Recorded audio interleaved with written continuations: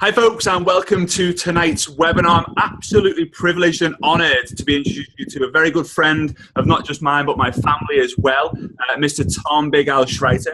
Now, Big Al, I'm going to call him Big Al, he actually started in network marketing in 1972 and built a downline of over 100,000 distributors in less than 2 years, simply by communicating with the right phrases. Okay, so one thing I love about Big Al is I have this 3 books that I love in network marketing. One's obviously GoPro by Eric Worre. Everyone says it all the time. Another one is The Compound Effect by Darren Hardy. And the third one is this book right here. If you have not read this book, go and get it right now. If you have not read this book, go and get it right now. This will change the game. It changed the game for me. In fact, you can kind of see as I flip through all these pages that I've folded through. And I literally, it's brilliant. It's absolute gold dust. So without me wasting any more of your time listening to my boring voice, I'm going to hand you over to Big Al, who's all the way over in Thailand, I believe. And he's going to share with you some absolute golden nuggets. And listen till the end, because he's got a free little bonus for you as well, which will just knock your socks off. So, Big Al, over to you. All right, well, let's get started. Frazer and I were talking about how to approach people, how to get things started. So here is 2 quick ideas. And number 1 is a thing called a tiny question. When we ask people questions, it puts them on the defensive, and we sound like salespeople. Feel inside and tell me what your feeling is when I say this. I say, hi, Joe. What are you doing Thursday night, 8 p.m.? And then Joe's thinking, oh, no, I don't want to commit. Maybe he's going to ask me to do a double homicide or something. You know, this could be awful. What does he have in mind? And, you know, I might end up going to an opportunity meeting or something terrible. So people have this feeling. So we can take this feeling away from them by giving them the context or telling them why we're asking the question. So imagine I said this, hi, Joe, my daughter's having a birthday party Thursday night. What are you doing Thursday night at 7 p.m.? All of a sudden, he feels totally different about this. He says, yeah, okay. They know the background, they know the context, they know why we're asking the question. Now, try this for network marketing. If we ask a tiny question first, something really easy for them to say yes to, that doesn't make them feel bad. After we ask that question, then we can ask the real question, because now they have sort of a context. So listen to this particular sequence. I go down one side of the street and I say, would you like to hear about my business opportunity? And out of 100 people, what do you think, Frazer? No, I'd be crossing the other street. I'd be flying to another country. Let's say my results would be underwhelming, Yeah. Even though it's a good opportunity, but just how I ask this. So down the other side of the street, I talk to 100 people, and I say this, do you like money? Would it be okay if I showed you another opportunity? Now, would that side of the street be better? Oh, it's attractive. Yeah, much more attractive. So we have to ask yourself, why is that? What causes that effect? Well, first of all, we asked a question, and they said, yeah, I like money. So now they have said, okay, I have a position. I like money. I can't flip-flop like some political campaigns. I have to stay with it. And now when I say, would you like to look at a business opportunity, they might say, well, to be consistent with what I said, well, yeah, and it seems I understand why. It's going to be so much more successful. So write down, if you're taking notes, tiny question. And I'll do some tiny question examples to show you why one person goes down the street and says network marketing is a scam, nobody's interested, and the other person goes down the street and says this is the greatest business ever in the history of mankind.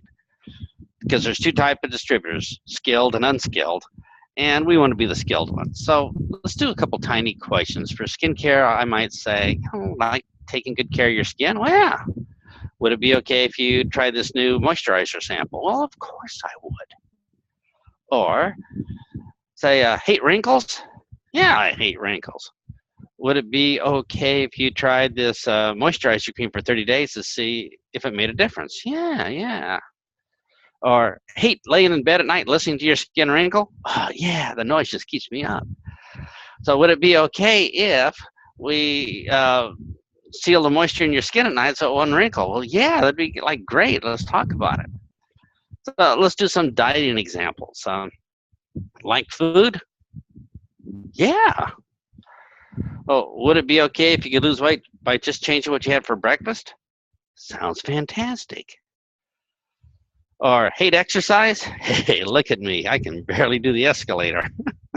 Oh, would it be okay if you could lose weight with our special diet cleansing program? Yeah, yeah, yeah.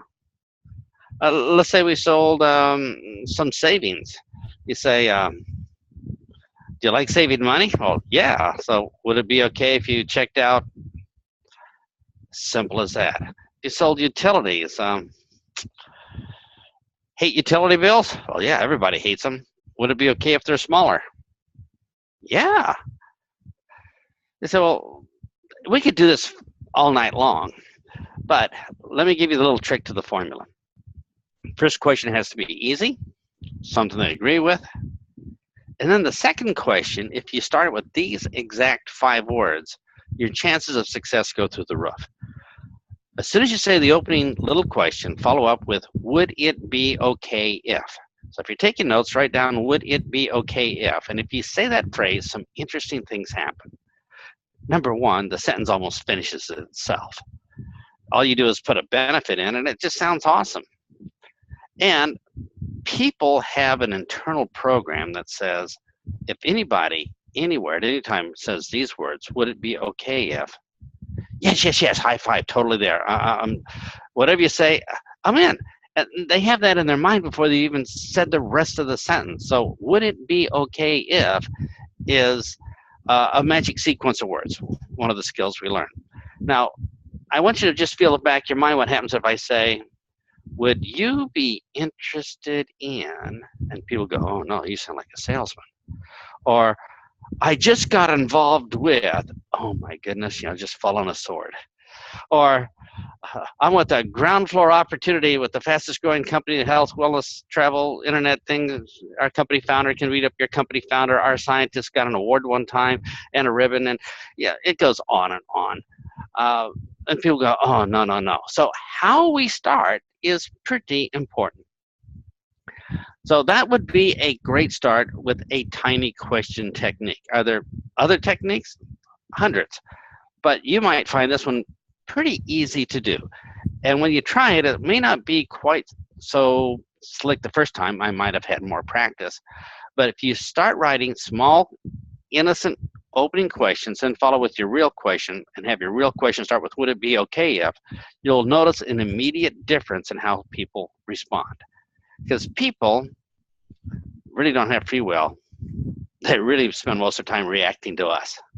And I'll just give you an example that it's not the prospects, even though when I got started, I blamed everybody for being a stupid idiot prospect that wouldn't listen. And that's why I ran into 1,500 consecutive losers. And oh wait, I was at the scene of the crime every time. So maybe that wasn't it. So it might have been something I said that caused them all to react. So look at this reaction example. You go out of your house, go out on the sidewalk, meet a stranger, give them $100 or 100 pounds. Will the stranger react? And the stranger's going to say, well, yeah, man, this is great. I've won the lottery. This is awesome. Do you have any more? Now, go outside, meet the same stranger. Don't give him $100, but give him a punch in the nose. Would he react? Yeah, it might react. Well, in the UK, it'd be different. They're very polite. They'd say, oh, that was very rude, right? But they would have a different reaction. Now, the question is, does the behavior of the prospect have anything to do with the prospect or everything to do with what we said and did?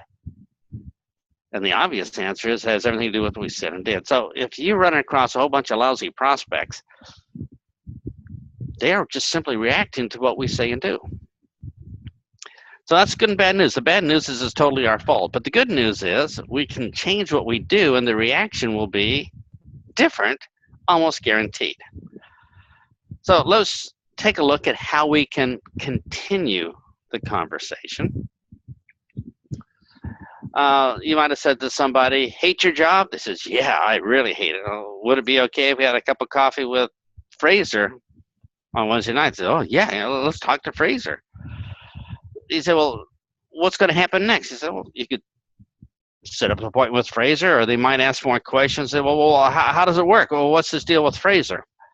Well, let me give you the next exact words to say. The next exact words to say is, well, comma, you know how. Now, this particular subconscious mind command, well, you know how, has interesting things attached to it. When you say to somebody, well, you know how, inside of their brain, they automatically say, well, if I know how, then it must be true, because what I know is true. No further proof needed. No video, no brochure, none of this other stuff. It has to be true because, well, I know how. So when you start with, well, you know how, it's a very common phrase. You hear it by the coffee machine at work. People are saying this. When they want people to believe them, they say things like, well, you know how the traffic was so bad coming in today, and well, you know how the coffee's really bad, and well, you know how that we're underpaid, and well, you know how the dream-sucking vampire boss is taking little bits of our brain out every day, turning us into human zombies, and well, you know, it's common. When people want you to believe what they say, they just subconsciously say, well, you know how, and we say, yeah, yeah, yeah. And you can do this little trick. It's really fun. Just stand by the coffee machine and just say to people, well, you know how. Don't say anything else and watch them start nodding. You say, this is evil. But it's just a common thing to say that people don't get upset about. We're not one of these sales people say, buy this, here it is. All you have to do is say, well, you know how, and then go into a little story or explanation. So let's see how this would sound for, let's pick skincare. Say, hey, wrinkles, yeah. Would it be okay if you tried our skincare program to keep wrinkles away? Try it for 30 days. Well, I need to know more.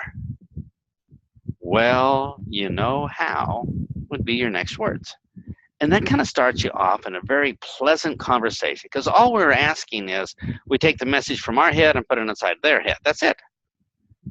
Message from our side of it into their head. That's all we have to do. Unfortunately, there's a little catch there. Our message hits their salesman alarm, their too good to be true filter, the what's the catch, their negativity, their skepticism, avoid change, all these things it hits, and so our message never gets inside their head. But we can bypass it with these little verbal things like, well, you know how, or would it be okay if, and just bypass all that garbage so they hear our message. Once our message is inside their head, ka-ching, it's up to them. They're smart people. They can figure out if it's going to serve them or not. It's nothing strange. So you'd say, hate wrinkles? Yeah. So would it be okay if you tried our skincare system for a month and see if it helped? Well, I don't know. Is it pretty expensive? And you say, well, you know how Botox is super expensive and makes our face all puffy? Yeah. Most people would agree that maybe using natural skincare would be a better solution. Yeah.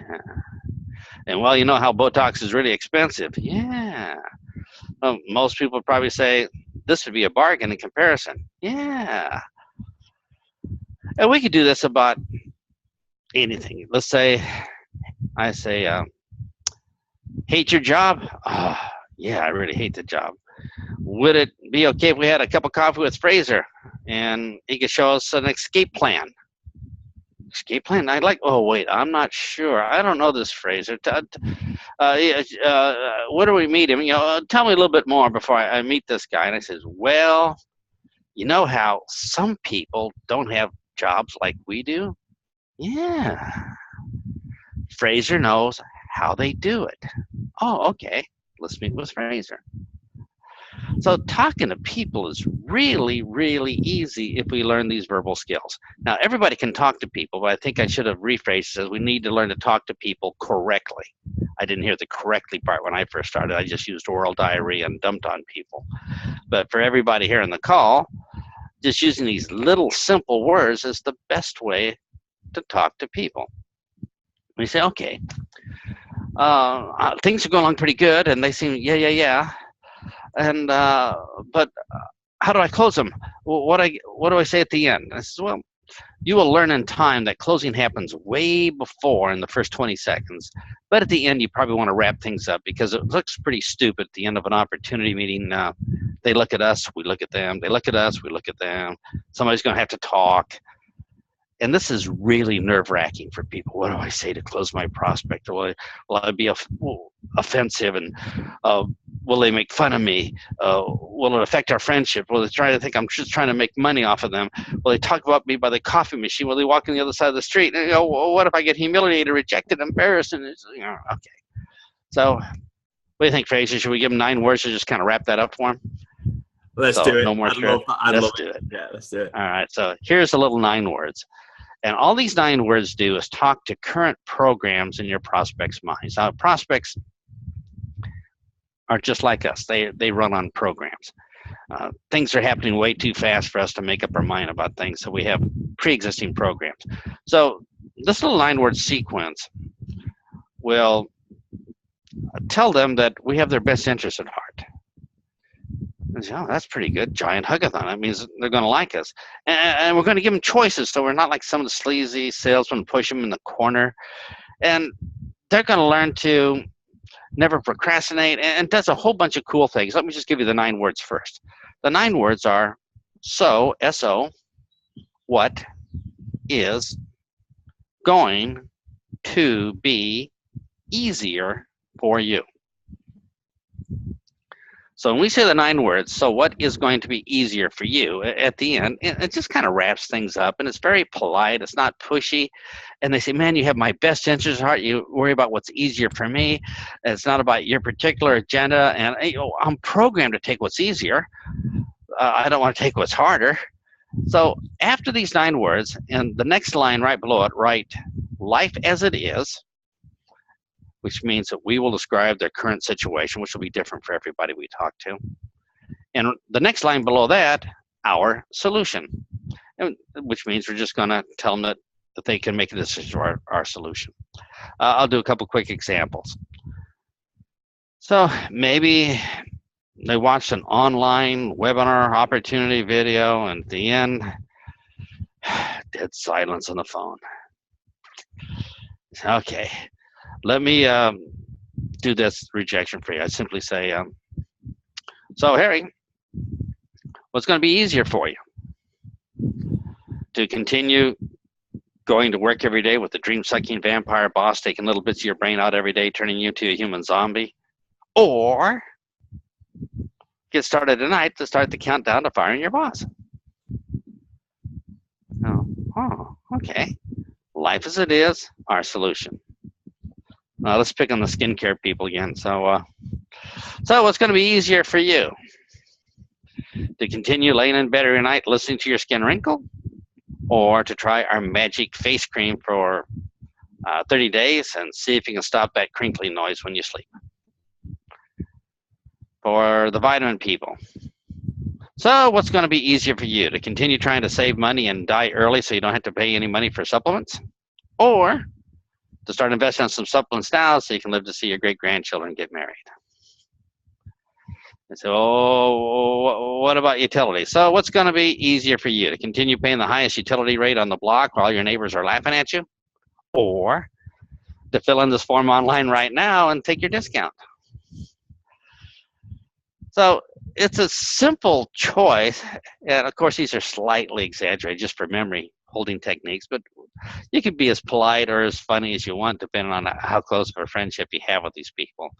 So those are just a couple phrases to get you started. Just remember, would it be okay if? Well, you know how. And so what's going to be easier for you? And instantly, you should be able to have a 40, 50, maybe 100% increase in your results just by using those little micro phrases to start when you talk to people. So how's that sound? That's probably more than enough for them to do, right, Frazer? Oh, that was unbelievable. I thank so much for your time. And one thing that I love, because you said when we had that event in September 2015 in the UK, My girlfriend, she was not a believer in network marketing. Like a lot of the people on this call, their partners might not be a believer because they thought, oh, the business is too serious. You've got to speak to all these people. You get all this rejection. And then she heard the words that you said. And she spent 50% of the time laughing her head off. And then she said, wow, that's not what I thought it was all about, which then made me think, I've been doing it wrong.